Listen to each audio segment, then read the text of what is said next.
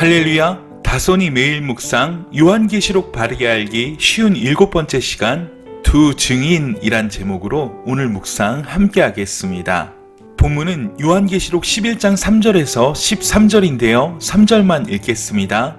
내가 나의 두 증인에게 권세를 주리니 그들이 굵은 베옷을 입고 1260일을 예언하리라.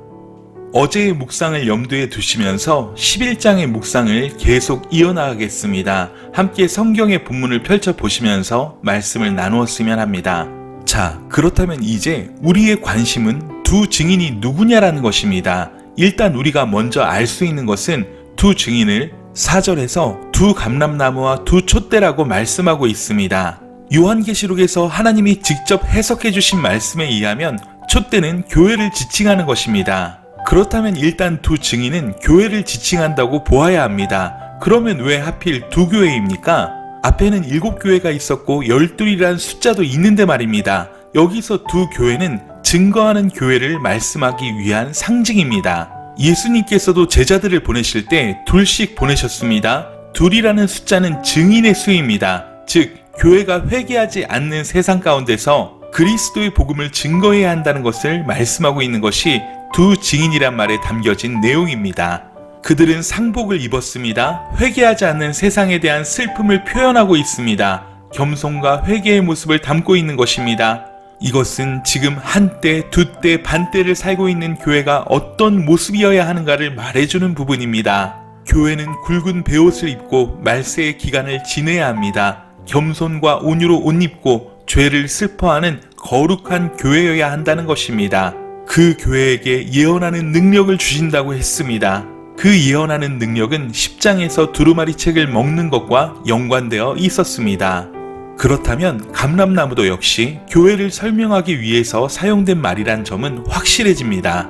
따라서 이 감람나무가 메시아라고 속이는 감언 이설에 속지 마시기 바랍니다.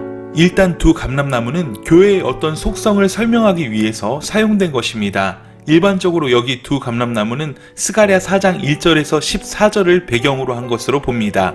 스가랴서에서 감람나무는 금 촛대에 불을 붙이는 기름을 공급해 줍니다. 따라서 두 감람나무는 두 증인이 성령 충만한 모습을 묘사해 주는 것입니다.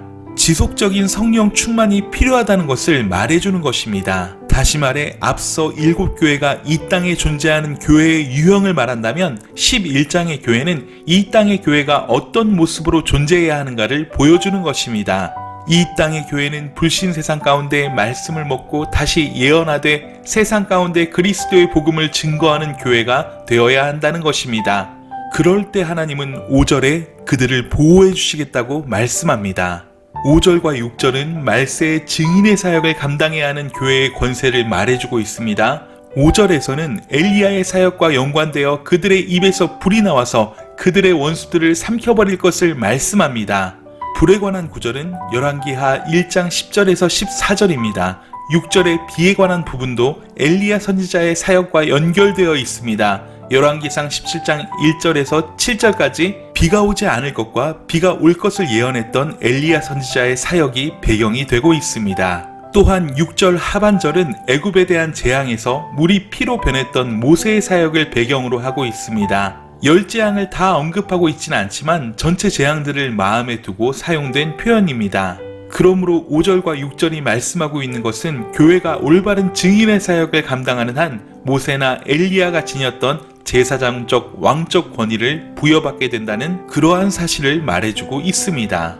이것은 교회가 이런 기적을 행한다는 의미가 아닙니다. 오히려 모세가 애굽왕 바로와 가졌던 그 적대적인 관계, 또 엘리야가 아합의 통치 시절에 그렇게 싸워야 했던 교회의 적대적인 세력들과 싸워야 한다는 사실을 말씀하고 있는 것입니다. 그래서 지상에서 말씀을 증거하는 교회는 치열한 전투 가운데 있는 전투하는 교회인 것입니다. 그런데요, 7절에 의하면 그들이 증언을 마칠 때라는 끝나는 표현을 사용했는데요. 이 말은 우리가 말세라고 부르는 기간이 끝났을 때를 지칭하는 것입니다. 그때 한 사건이 벌어지는데요. 무적행에서 올라온 짐승으로부터 교회가 핍박당하는 것을 허용하게 된다는 것입니다. 이것은 계시록 20장에서 짐승이 1000년 동안 무적행에 갇혀 있다가 1000년이 차서 무적행으로부터 올라오는 것과 같은 사건입니다. 짐승은 무정행에서 나와 만국을 미혹하게 합니다. 그것은 만국에게 복음을 전하는 두 증인을 죽이는 사건과 연결됩니다. 그들이 만국을 미혹하기 위해서는 두 증인을 죽여야만 하기 때문입니다. 8절을 보십시오. 두 증인이 죽임을 당한 곳이 어디입니까? 큰 성입니다. 영적으로는 소돔 혹은 애굽이라고 한다고 했습니다. 그리고 위치는 다르지만 주님께서 십자가에 못 박히신 곳이라고 했습니다. 주님이 십자가에 달리신 그곳은 예루살렘입니다. 따라서 소돔과 애굽이 예루살렘이란 장소는 아니지만 영적으로 교회의 적대적인 세력들을 지칭하는 것입니다. 9절을 또 보면 두 증인이 죽임을 당한 이후의 상황이 나오는데요. 시체를 사흘 반 동안 길거리에 버려둡니다. 이는 교회에 대한 최대한의 모욕을 지칭하는 것입니다. 그렇게 길거리에 나둥그러져 있는 두 증인의 시체를 백성들과 족속들과 방언들과 나라들로부터 구성된 자들이 보고 있습니다. 더구나 그들은 두 증인의 죽음을 보고 기뻐하고 있습니다. 왜냐하면 자신들을 괴롭히던 사람들이 죽었기 때문이란 것입니다. 그들이 복음으로 말미암아 괴로워했다는 것은 복음이 사람들의 죄를 드러나게 한다는 사실을 말해줍니다. 그리고 사람들은 그 죄를 회개하기는커녕 몹시 싫어한다는 사실 또한 말해줍니다. 이것이 1260일을 살아야 하는 교회의 모습입니다. 사람들이 싫어하는 복음을 전해야 하는 증인의 사역 말입니다. 그러니까 예언하는 사역은 부득불 세상의 죄를 죄되게 만드는 것과 연관될 수밖에 없다는 사실을 말해주고 있습니다. 이것이 말세를 사는 교회가 살아내야 하는 삶의 모습인 것입니다. 복음이 복음된 곳에 죄가 죄될 수 있습니다. 그러므로 교회가 세상으로부터 오는 박해와 멸시를 감당하면서도 타협하지 않고 꿋꿋하게 나가는 것만이 교회의 교회다운 모습이란 것입니다. 자, 그런데요. 환상은 거기서 끝나지 않았습니다.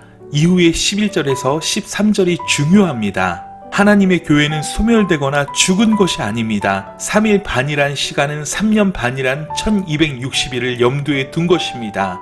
교회가 복음을 증거하는 권세 있는 기간과 대조되어 사흘 반이라는 수치의 기간은 짧다는 것을 말하고 있는 것입니다. 영광의 기간은 길지만 수치와 모욕을 당하는 기간은 짧다는 것입니다.